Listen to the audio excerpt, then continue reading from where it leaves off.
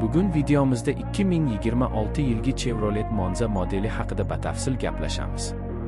Ushbu avtomobil zamonaviy dizayn, ilg'or texnologiyalar va kundalik foydalanish uchun qulay imkoniyatlarni birlashtirgan yangi avlod sedan sifatida taqdim etilmoqda.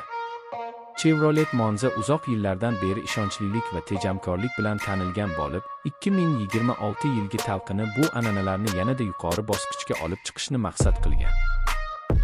Tashqi ko'rinishidan boshlasak, avtomobil yanada aerodinamik shakllar, agressiv old panjara va LED texnologiyali yoritish tizimlari bilan ajralib turadi. Yon chiziqlarning silliq oqimi va orqa qismdagi sportona elementlar Monzaga yosh va dinamik ruh bag'ishlaydi. Salon ichki qismi esa qulaylik va texnologiyaga alohida e'tibor qaratilganini ko'rsatadi.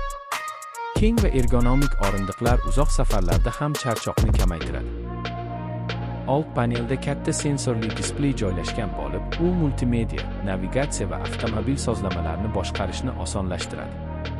Raqamli asboblar paneli haydovchiga barcha muhim ma'lumotlarni aniq va tushunarli ko'rinishda taqdim etadi. Materiallar sifati ham sezilarli darajada yaxshilangan. Yumshoq plastiklar va zamonaviy bezaklar umumiy muhitni yanada yoqimli qiladi. Ovoz izolyatsiyasi kuchaytirilgani tufayli salon ichida sokinlik saqlanadi. Orqa o'rindiqlarda ham yetarli joy mavjud bo'lib, yo'lovchilar o'zlarini qulay his qilishadi. Bagaj hajmi kundalik xaridlar va safarlar uchun yetarli darajada keng.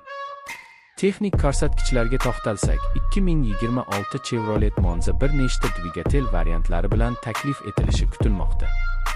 Yoqilg'i tejamkor benzinli dvigatellar shahar va trassa sharoitida muvozanatli ishlashni ta'minlaydi.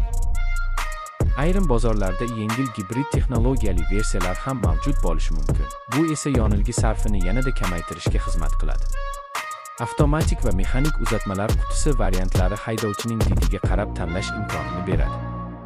Osma tizimi qulaylik va barqarorlikni birlashtirib, notekin